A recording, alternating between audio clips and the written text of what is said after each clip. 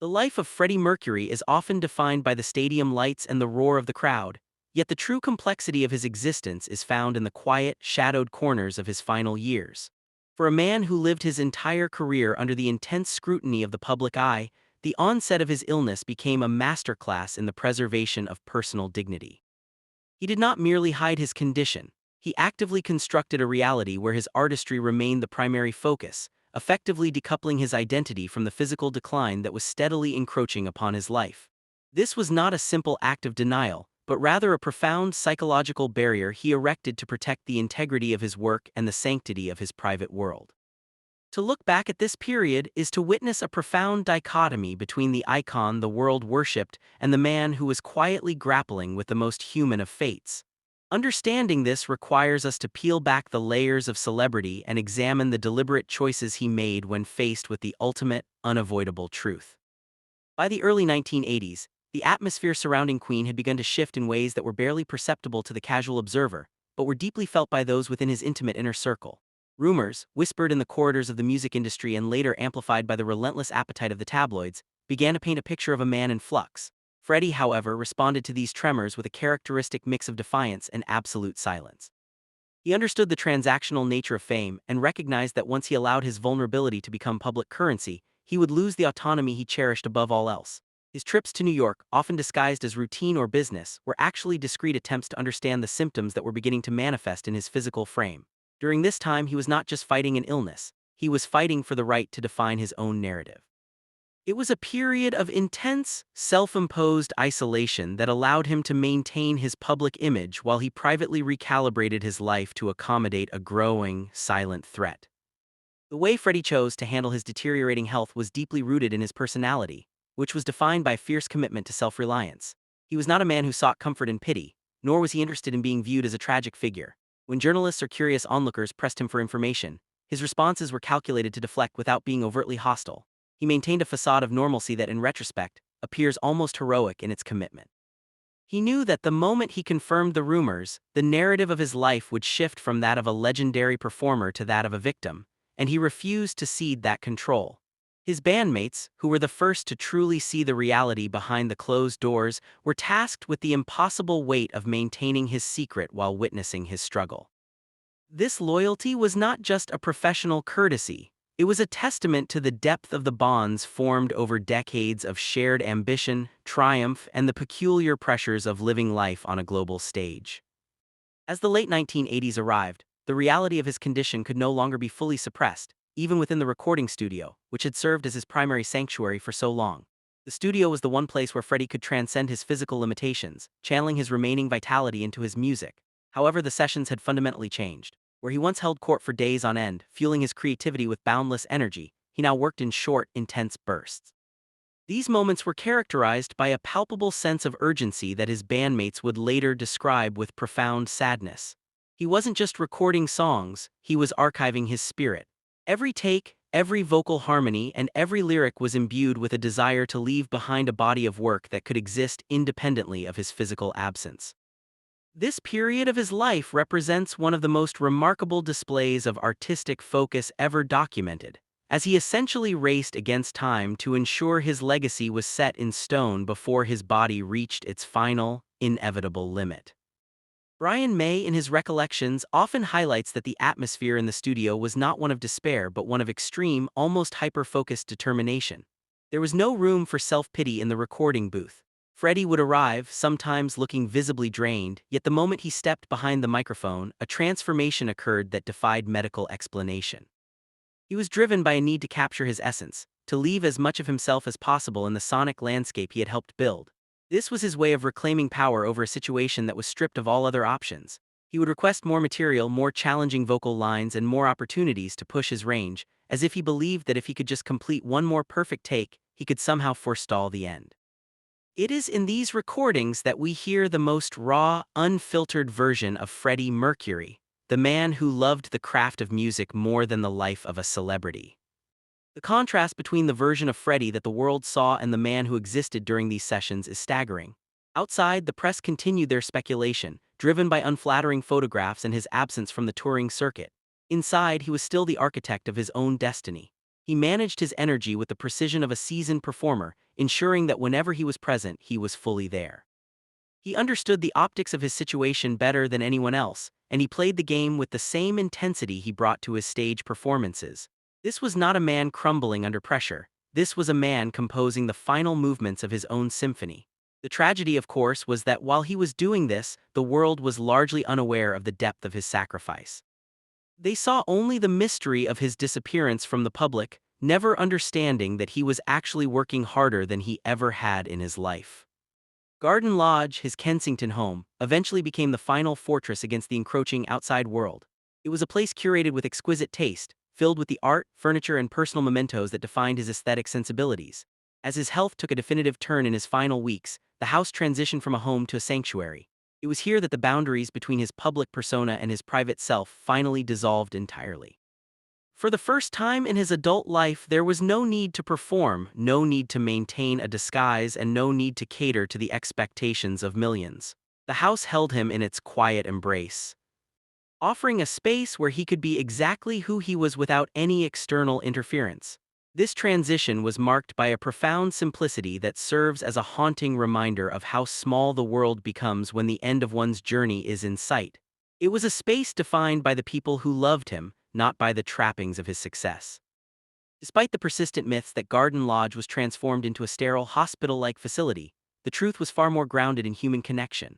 Those who were there during those final fatting days were adamant that he wanted his surroundings to remain as familiar and comforting as possible. There were no invasive medical technologies cluttering his living space, save for the absolute necessities required for his care. This was a deliberate aesthetic and emotional choice. He wanted to look at his art, to hear the sounds of his home, and to be surrounded by the familiar textures of his life, not the cold, clinical indifference of a medical ward. This speaks volumes about his character. He was someone who sought beauty and order even in the face of chaos. By controlling his environment, he was asserting his final piece of autonomy, choosing to face his mortality in a setting that reflected his love for life rather than the cold reality of his death. His inner circle during this time was remarkably small and tightly knit. Mary Austin, the woman who had been his rock for decades, provided a grounding presence that was as vital as any medical intervention. Then there was Jim Hutton, his partner, whose role evolved into that of a constant devoted caregiver, bearing the emotional and physical burden of Freddie's final decline with a level of grace that is rarely articulated. They were joined by a small group of trusted staff and friends, including Peter Freestone, who moved with a quiet efficiency that respected the sanctity of the home. This was not a house of mourning but a house of transition. Everyone involved understood the gravity of the situation, yet they operated with a focus on making sure that every moment was filled with as much comfort and dignity as possible. It was a closed system, a bubble of humanity in a world that remained curious, intrusive, and largely indifferent to the quiet tragedy unfolding behind those high garden walls. One of the most poignant aspects of his final weeks was his decision to discontinue almost all medical treatments, opting instead to focus entirely on pain management. This was not a sign of giving up, but rather a final, decisive act of self-determination. He understood that the treatments were no longer about recovery, but about prolonging a state of being that was increasingly detached from his own desires. By refusing further intervention, he was taking back the steering wheel of his life. He chose how he would experience his final days, deciding that if he could not live on his own terms, he would at least exit on his own terms. This level of clarity is rare and speaks to a profound courage. He was not afraid of the end. He was afraid of losing the essence of who he was in the process of fighting for time that held no joy. Eating, which had once been a source of pleasure and social engagement, became a logistical challenge, and eventually a hurdle he could no longer overcome. His nutrition became minimal, focused only on what he could physically tolerate. Yet even as his physical frame withered, the sharp wit and the underlying spirit of Freddie Mercury remained intact. Conversations, though becoming increasingly sparse, were still meaningful. He remained engaged with his surroundings, listening to music, watching the world through the filter of his television, and staying connected to those he loved. These were not the actions of a man who was already gone, but of a man who was meticulously processing his departure. It was a slow, deliberate withdrawal from the physical world, handled with a stoic internal grace that is in many ways more impressive than any of the monumental stage performances that defined his career. The silence that descended upon Garden Lodge was not heavy. It was, by all accounts, surprisingly calm. It was the silence of a house where everything that needed to be said had already been spoken over the course of a lifetime. The people around him had stopped looking for miracles and had started focusing on the present. They were there to witness, to support, and to ensure that his journey toward the end was as peaceful as possible. In this, they succeeded in ways that are hard to capture in words. They were not just caregivers, they were the custodians of his memory while he was still alive. They saw the man who had written the anthems that defined a generation, and they saw him now at his most vulnerable, and they treated him with the same reverence and love that they had always shown him. This is the true, hidden history of those days, not the celebrity but the human connection. As the final week dawned, the shift in energy was palpable to everyone inside. The period of uncertainty had passed, replaced by an unavoidable acceptance of the timeline. They were no longer waiting for a change in his condition, they were moving in rhythm with the inevitability of his passing. The shifts were organized, the routines were set, and the focus remained laser-sharp on his comfort.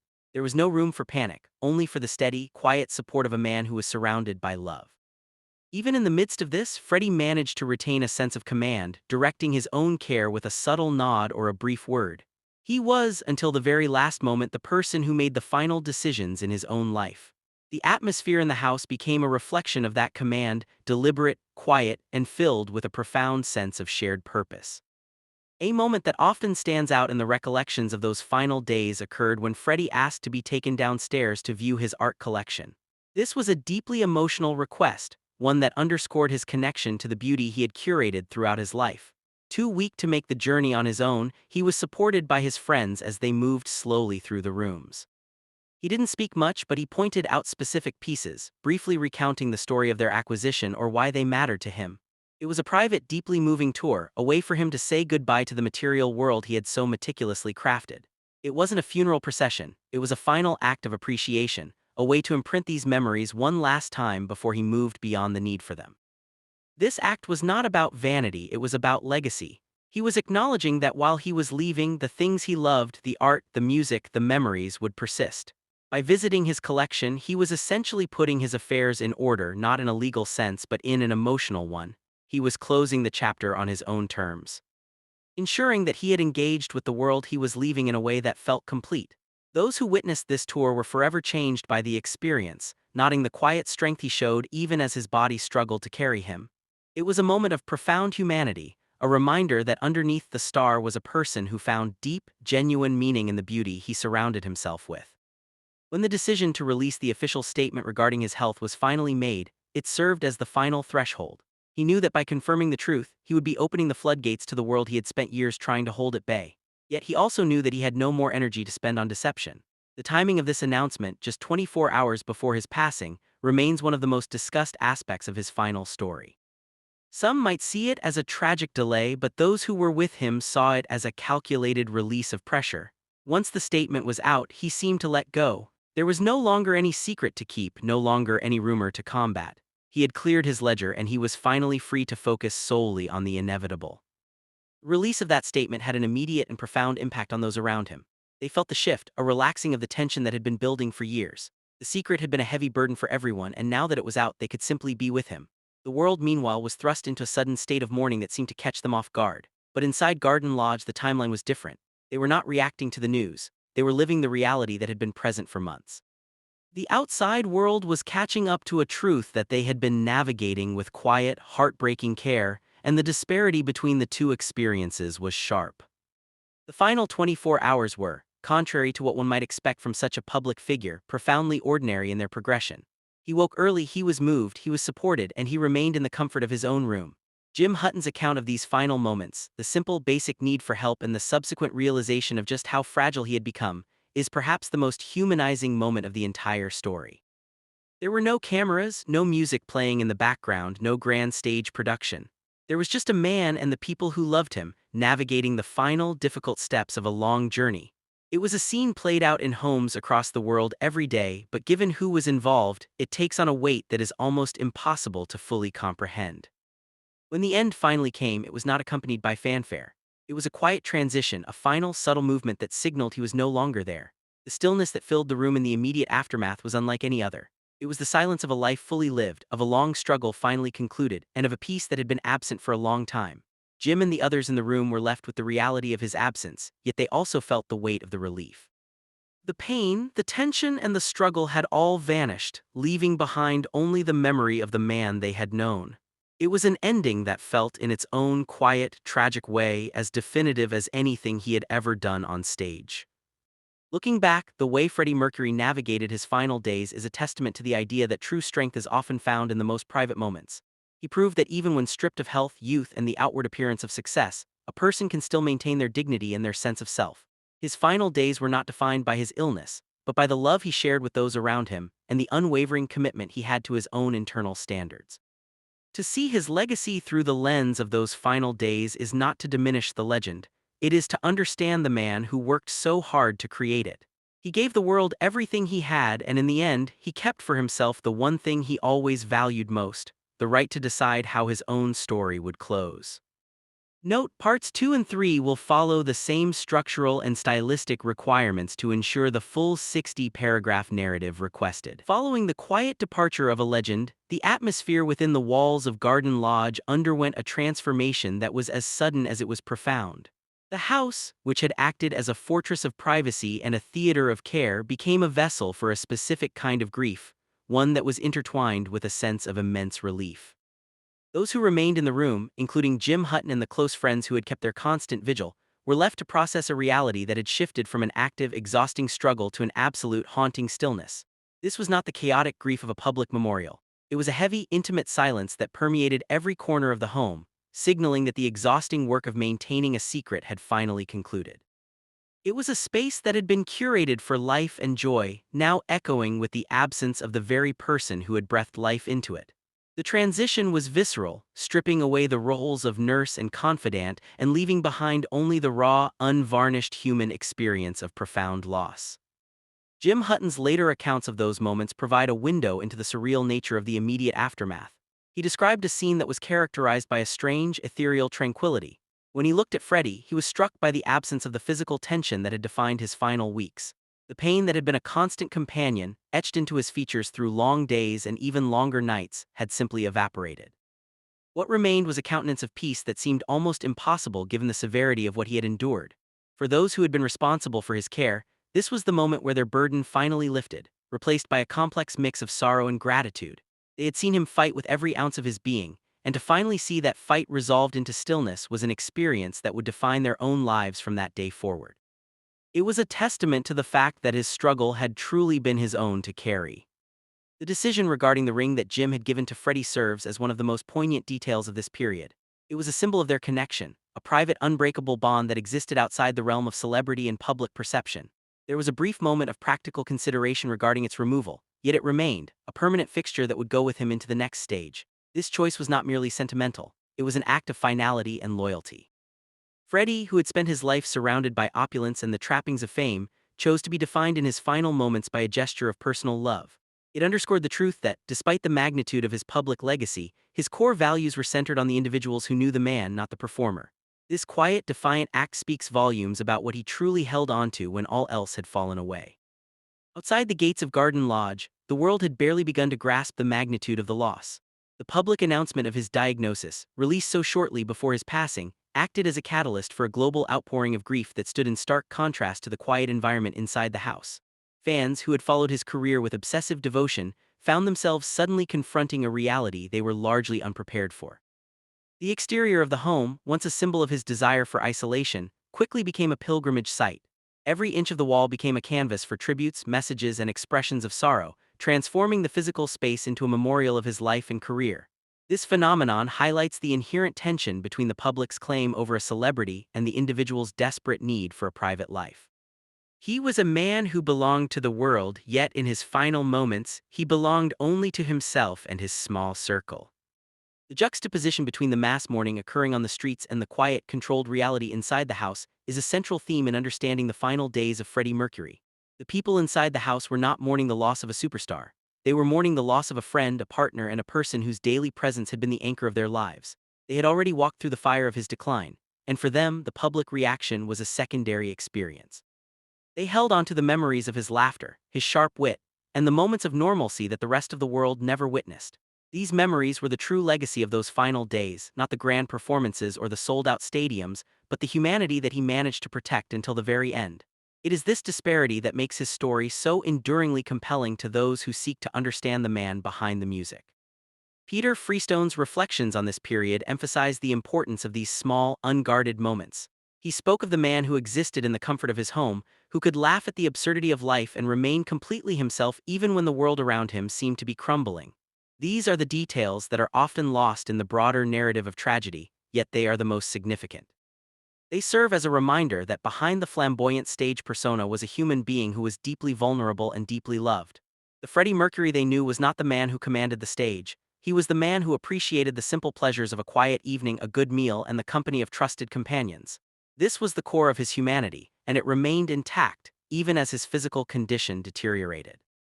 As the days turned into weeks, the focus of those who loved him remained on honoring his memory by protecting the sanctity of the life he had lived. There was no rush to commodify his final moments, no attempt to turn his passing into a spectacle, and no betrayal of the trust he had placed in them. They honored his desire for privacy and his commitment to his art. This was a testament to the quality of the relationships he had cultivated. He was not just a source of income or a professional associate to them. He was a person whose life was a singular experience they had been privileged to witness. The way they spoke of him in the aftermath was always with a deep, abiding respect, acknowledging the complexity of his character and the grace with which he faced the end.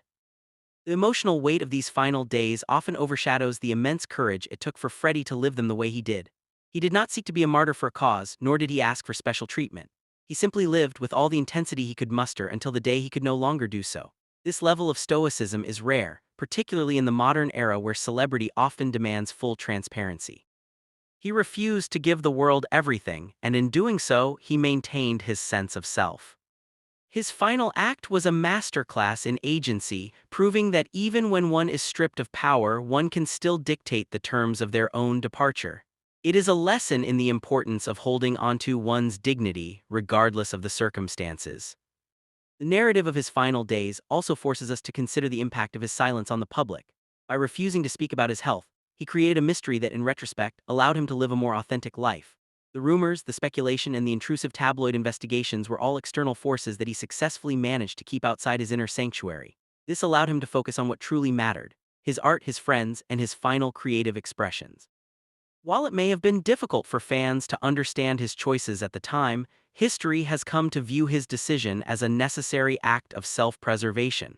It is a stark reminder that even those who live in the public light have an inherent right to keep their most painful experiences hidden from view. The music he left behind in those final sessions serves as a permanent bridge between his life and his legacy. The songs he recorded, often under immense physical strain, are now heard through a different lens, one that recognizes the urgency, the passion, and the finality of their creation.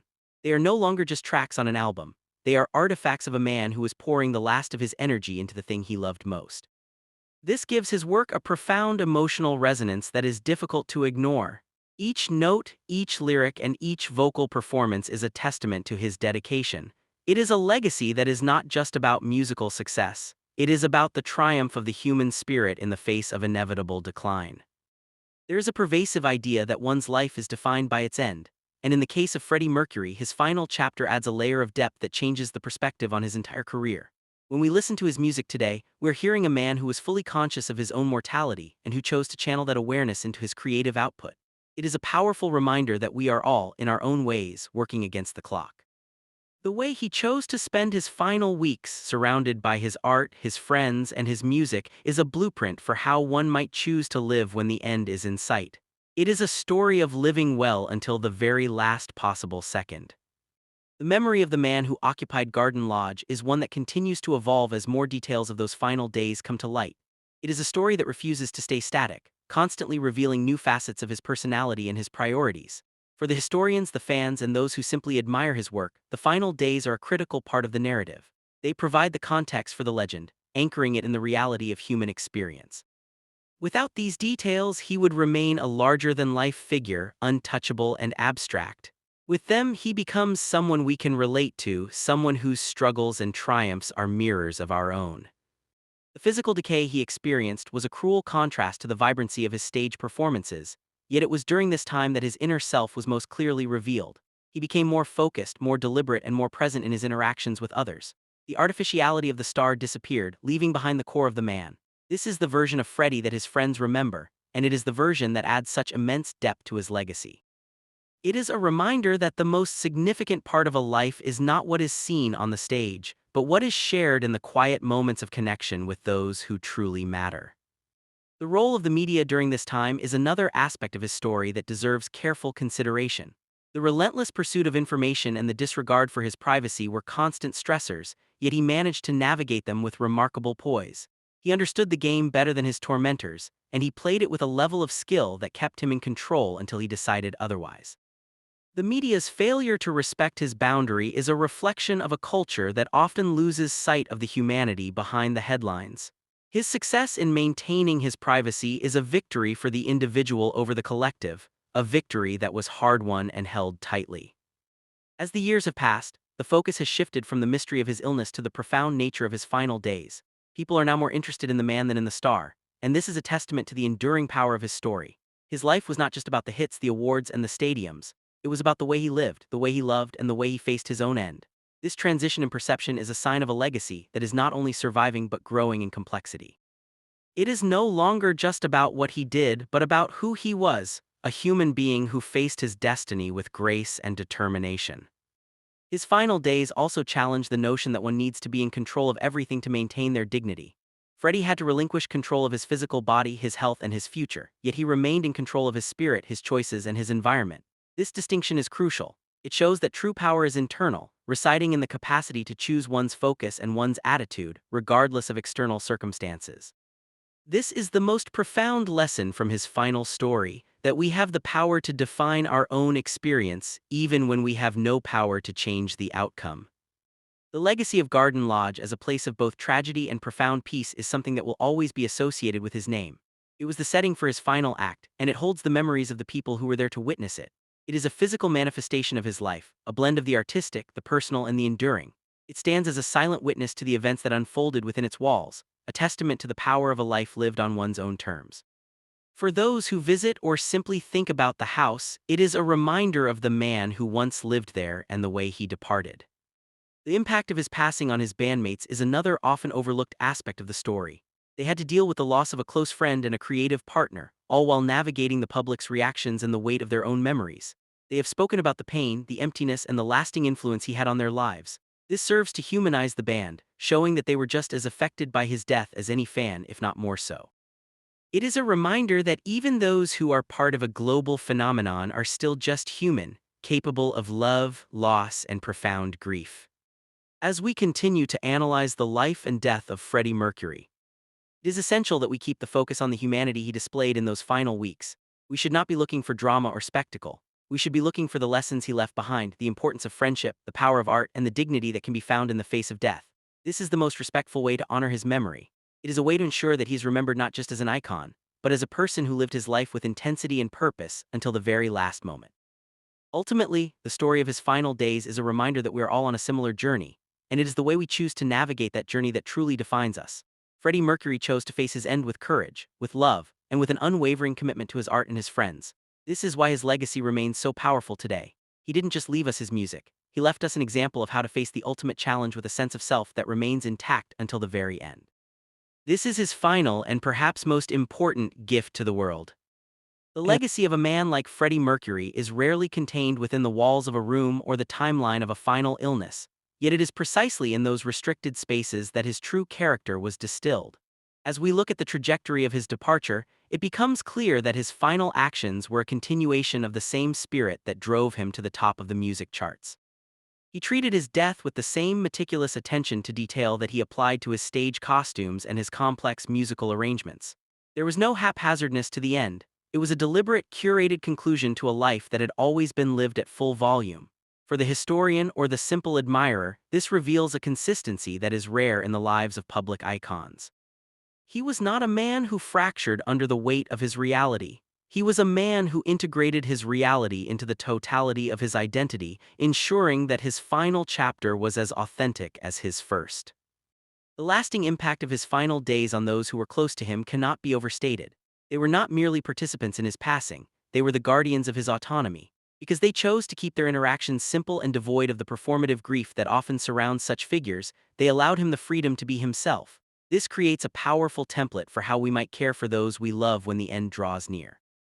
By prioritizing his preferences, his desire for home, his need for art, and his specific boundaries, they provided him with the one thing he wanted most, a sense of normalcy in an abnormal situation. This period remains a testament to the fact that when the noise of the world is stripped away, the only things that truly provide comfort are the presence of trusted loved ones and the familiarity of one's own chosen surroundings. It is interesting to consider how the public's perception of Freddie Mercury has shifted in the decades following his death. Initially, the focus was largely on the shock of his illness and the tragic, sudden nature of his loss. However, as more stories from his inner circle have emerged, the narrative has evolved toward a deeper appreciation for his strength and his agency. People are no longer just looking at the mask of the performer, they are looking at the man who wore it, and in doing so, they are finding a figure who is even more impressive. The vulnerability he showed in those final weeks has not diminished his stature, it has amplified it. It has invited a new generation of listeners to engage with his music not just as entertainment, but as a deeply personal expression of a life lived with extraordinary courage and purpose. The way his friends spoke of his sense of humor even during his final days is perhaps the most humanizing detail of all. To laugh in the face of such profound physical decline is not a sign of denial, it is a sign of an indomitable spirit. It reveals that he had not lost his connection to the joy that had defined his career. Even when his voice was no longer the powerful instrument that could fill stadiums, he still used it to express his personality, his love, and his wit. This is the hallmark of a person who has truly mastered the art of living. He understood that while his body was failing him, his spirit remained in his own hands, and he chose to fill the final days with whatever levity he could find, regardless of how thin those moments might have been. One might wonder what Freddie himself would have thought of the way his final days have become a part of his public story. He was notoriously private, and he cherished the sanctity of his home garden lodge. It is likely that he would have been conflicted about the extent to which these intimate details have been shared with the world. However, there is also a sense that he was fully aware of the public's obsession with him. By finally choosing to release the statement, he recognized that he could no longer keep the world entirely at bay. Perhaps he would have found comfort in knowing that the stories told today are not those of a broken, tragic victim, but of a man who managed to hold onto his dignity until the final, quiet moment. The physical artifacts of his life, the art, the furniture, the personal letters, continue to tell his story long after he is gone. These items are not just pieces of property, they are extensions of his personality, reflections of the beauty he sought to surround himself with. When he took those final tour through his home viewing his art one last time, he was connecting with the aesthetic legacy he had built. He was, in a sense, saying goodbye to the physical markers of his identity. This is a profound moment for anyone to consider. If you were to look at the things you have collected over a lifetime, would they tell the story of the person you truly were? For Freddie, the answer is a resounding yes. His environment was a perfect reflection of his complex, vibrant, and deeply sensitive inner life. We must also consider the role of the fans who gathered outside his home. Their response was a spontaneous manifestation of the impact he had on millions of people. While he craved privacy, he also understood the power of his music to reach into the hearts of strangers. The fact that his fans respected his boundary while still expressing their grief shows a level of mutual respect that is quite beautiful. They didn't storm the gates, they turned the walls into a sanctuary. This is a rare example of a healthy relationship between an icon and his audience, a silent acknowledgement of the bond they shared, even if it could only be expressed from across a garden wall. The silence that followed his death inside Garden Lodge is a silence that still echoes today. It is a reminder that no matter how loud a life is lived, the end is always a quiet affair. The transition from existence to memory is one that happens in the blink of an eye, and it is a process that we will all eventually have to face. In the case of Freddie Mercury, the grace with which he navigated that transition serves as a powerful reminder of our shared human condition. He was a god of the stage but a mortal at the end, and it is in that mortality that we find the most meaningful connection to him. What then is the ultimate lesson of these final, quiet days? Perhaps it is that we should never underestimate the power of the human spirit to maintain its shape, even under the most extreme pressure. He refused to let the narrative of his life be hijacked by the tabloid rumors that had plagued him for years. He seized the final word for himself, and in doing so he maintained his power. This is a lesson in self-definition that is applicable to everyone, not just those who live in the public eye. It is about the right to own one's story, from the first chapter all the way to the very last page. The consistency of his character throughout his decline is perhaps the most surprising part of the entire analysis. He did not change, he simply condensed. The parts of him that were important, his love for beauty, his commitment to his friends, his focus on his craft, were the only things that remained at the end. Everything else, the fame, the wealth, the public expectation, simply fell away because they were never truly the things that defined him. This is the essence of a life lived with intention. When the noise is removed, the things that remain are the ones that were truly yours to begin with. As we continue to celebrate his music, let us also celebrate the person behind the songs. Let us remember that he was someone who lived with great passion and who faced his final challenges with a quiet, unwavering strength. His music is the soundtrack of our lives, but his final days are a testament to the endurance of the human heart. It is a story that should be told with care, with respect, and with an eye for the humanity that was always at the center of his work. There is a certain beauty in the way his life concluded, not with a dramatic public farewell but with the simple, quiet presence of those he loved. This is how he lived his life in the small, private moments that were far more significant than any arena show. It is a lesson in what truly matters. When everything is taken away, when the stage is dark and the cameras are off, what remains is the love we have given and received, and the peace we have cultivated within ourselves. His legacy is not just the songs that are played on the radio, but the inspiration he continues to provide to those who face their own struggles. He shows us that we can be vulnerable and still be strong, that we can be private and still be connected, and that we can face our mortality with dignity. This is a legacy that will never be dimmed by time. It is a legacy that continues to grow, to evolve, and to influence, reminding us that every life, no matter how brief or how public, has a deep, inherent meaning. In the final analysis, the story of his last days is not a story of ending, it is a story of enduring.